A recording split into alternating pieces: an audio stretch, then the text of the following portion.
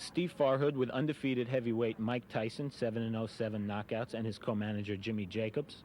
Mike, so far the record is perfect. Do you think what you need right now is a good, tough distance fight?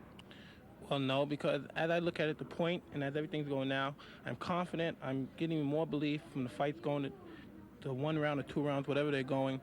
No matter who it is. If the round happens to go 10 rounds, which I doubt, because as long the fight go, I become more hungrier, and I dwell on the heat, everything, and I feel great on a fight. Maybe if I fight somebody and the fight go 10 rounds, the outcome for the opponent would be even worse than a 1-round knockout. Okay. Co-manager Jim Jacobs, you must be pleased with Mike's development so far. You have one of boxing's most exciting young fighters.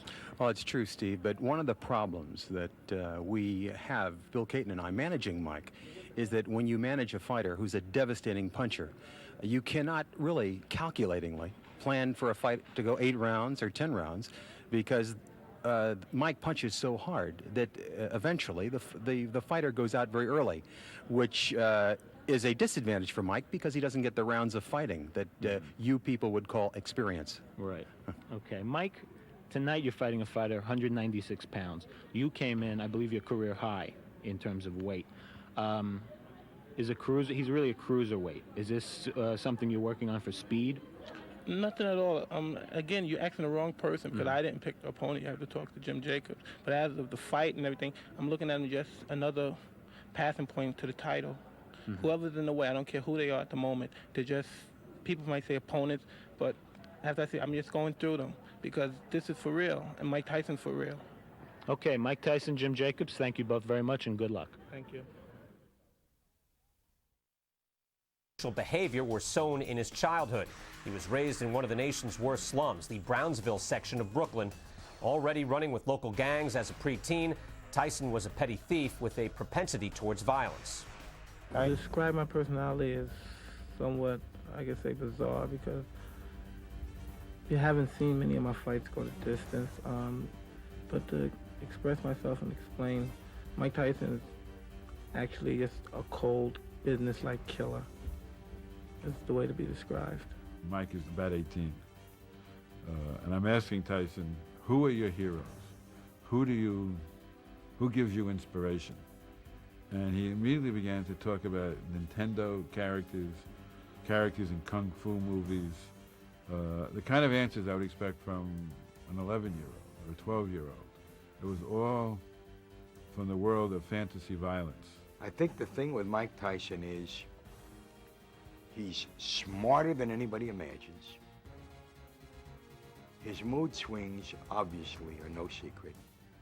And you don't know what causes the mood swings. People ask me, and it's weird, because people say, are you violent? You know what I mean? They make that statement all the time, thinking that I go on ramp. I'm very violent, you know what I mean? Because that's the line of my job. The line of my job is very violent, and that's just the way I am as an individual as far as my occupation is concerned. I connected with Mike because we actually had gone to the same public school in Bedford-Stuyvesant, not in Brownsville.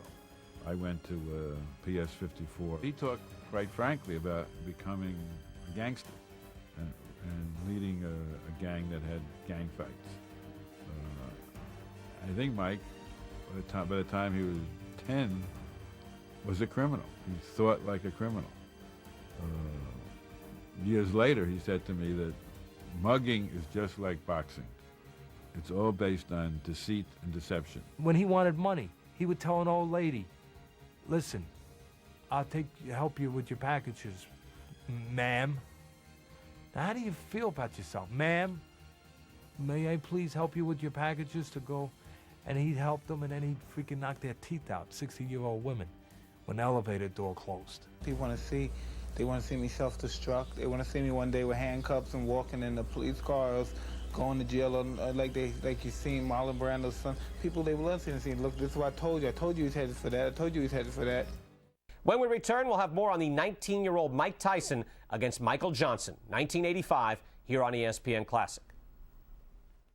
And back here at the Atlantis Casino Hotel, Mike Forrest with Steve Farhood, and I got to tell you, I just spent an entire day with heavyweight champ Larry Holmes about a week ago, and Mike Tyson sounds just like him.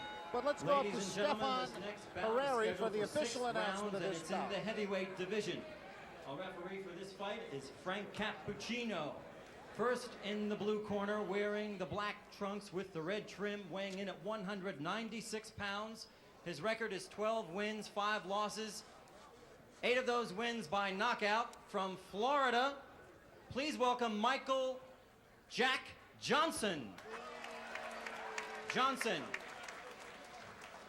And his opponent in the red corner, wearing the white trunks with the green trim. Undefeated with 7 wins, all of them by knockout. Hails from the Catskills in New York. Please welcome, weighing 219.5 pounds, Mike Tyson. Well, I was about to say, when Stephan Harari made the announcement, Mike Tyson really vocally sounds just like Larry Holmes. I mean, I thought I was back in Easton, Pennsylvania, talking to the champ. He does sound like him. Unbelievable. He's meaner, though. Is he meaner? Look at the size of him. He looks like the Incredible Hulk. He really does. In that case, I'm glad I'm not Michael Jack Johnson. Yeah. Round number 6, but hold on to your hats. Nobody thinks it's going to go that far. Well, oh, there he goes. He's just going to pull his way in. Those rights to the body. Left jab, right to the heart. Quickly want to point out, first fight for Michael Jack Johnson in 2 years. I'm glad you pointed it out, because down he goes. The left hook just buried him, dug him in the ribs. I think it was a Michael left and a Jack right. Johnson went goodbye. That left hook just caught him and sent him right to the canvas. 23-pound weight advantage, and he put it all there. The right to the head, and it's all over. Goodbye. I hope he's not hurt, because that was a brutal, wide-open punch.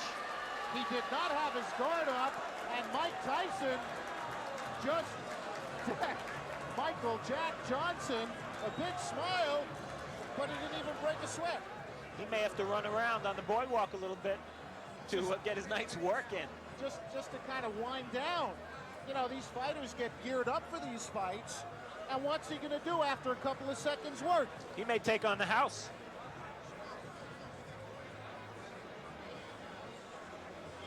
It was a right hand. It was a right hand right there.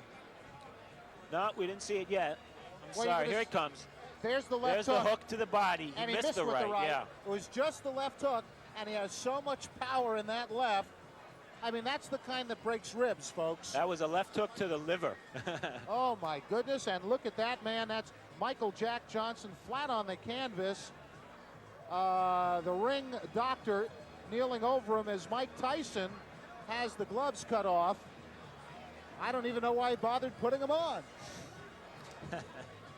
Okay, Mike Tyson with the gloves off. Michael Jack Johnson got up off the canvas. One right hand. He didn't wait for an invitation. Here it comes. Whoa. I'll tell you, Michael Jack Johnson earned his money the hard way tonight. Well, there's not much to say about that knockout except to watch it. I think, as a matter of fact, that was such a fantastic finish. By the way, there's Michael Jack Johnson getting up, and I think my friend Steve Farhood is going to get up into the ring, and we're going to have him talk to Mike Tyson as soon as he can get in there. Look at Michael Jack Johnson. He's still hurting. That jaw might be broken. That jaw may very well be broken.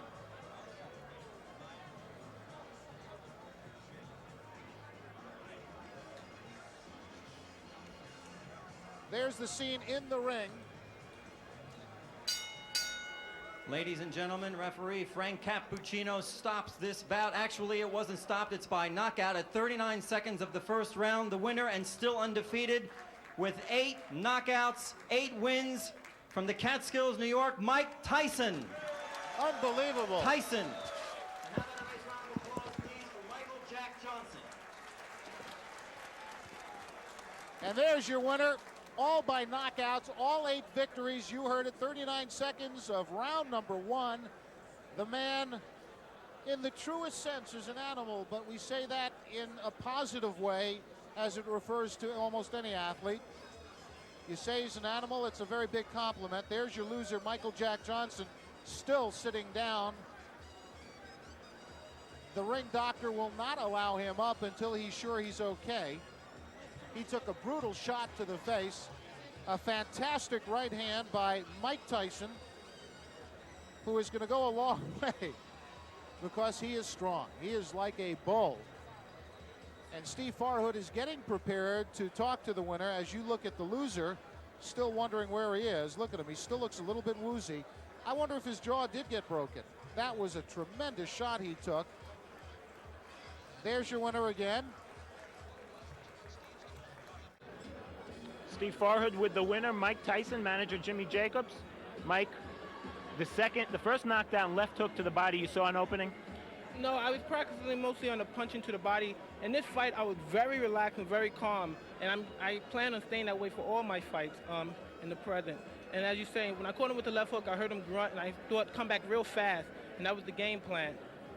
The right hand after that, you didn't wait for an invitation, went right at him. Not at all.